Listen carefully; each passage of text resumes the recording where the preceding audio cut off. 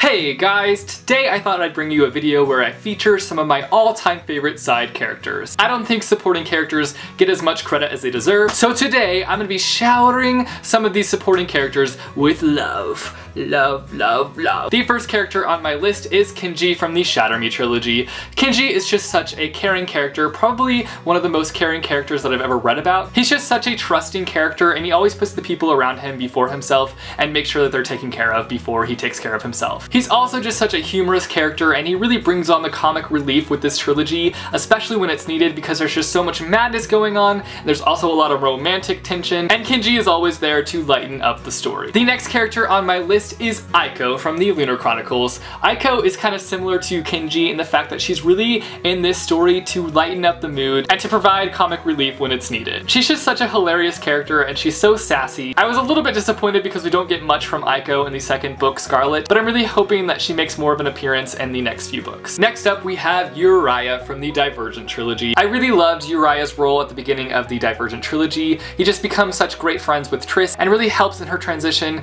from abnegation to this wild, dauntless life. I was a bit disappointed with the direction that Veronica Roth took his character throughout this trilogy, and I was also pretty bummed that he didn't even make an appearance in the first Divergent movie, because I feel like he plays a pretty important role in the series, but whatever, what can you do? I have no control over these things, but if I had control of it, Uriah's character would have gone in a completely different direction, and it wouldn't have ended the way that it ended, and he also would have been in that first stinking Divergent movie. How dare they cut his character? How dare they? Can you guys tell that I'm still a little bit upset that he wasn't in the first Divergent movie?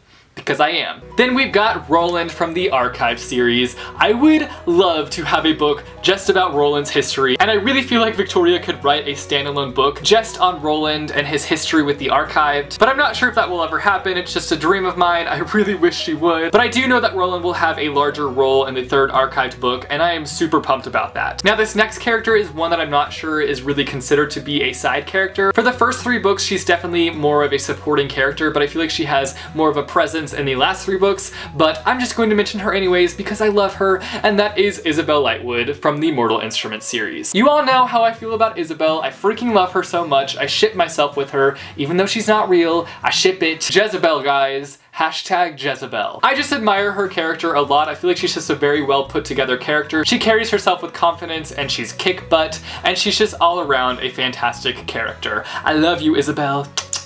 Next up, we've got Finnick O'Dare from the Hunger Games trilogy. I actually didn't like Finnick when he was first introduced. I just didn't really understand his character, but then as the story progressed and I learned more about him and I had more of an understanding as to why he was the way he was, I just completely loved his character. You just kind of see how determined he is to help Katniss and to return to Annie, and no matter what people think of him, he just doesn't care at all. I just really enjoyed his character and I found him to be a very important addition to this trilogy. Next up, we've got Ran from See You at Harry's, and I currently do not own this book, but I really want it. It's one of my favorites. I borrowed it from my aunt and I just fell in love with it. But Ran is the main character's best friend, and the main character goes through something where she just really needs somebody to step up to the plate and to just be this best friend, and Ran completely steps up to the plate and takes over that role as her best friend. He's just fully there for the main character, and he's also just such a positive force, and he has this really chill attitude about him. He just has a very calming presence to him, and I just really loved his character, and I think he plays such an important role even though he's just a side character. Finally, we have Luna Lovegood from the Harry Potter series. I freaking love Luna so much. She's such a whimsical and strange character, but she doesn't care what anybody thinks about her. She's an independent thinker. She doesn't let other people's opinions about her affect her, and I just love that about her so much. I think that she's just such an interesting addition to the series, and I just so appreciate her character. Those are just a few of my all-time favorite side characters. Obviously, I could keep going, but I don't want this video to last forever because none of us have time for that. We gotta go read more books and discover more amazing side characters. So let me know down below some of your favorite side characters, and I will see you guys soon with a new video. Later. Give me more, Roland. Oh my gosh, can't spit out my words. That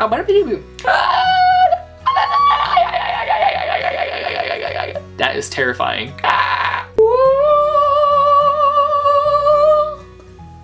That was fun.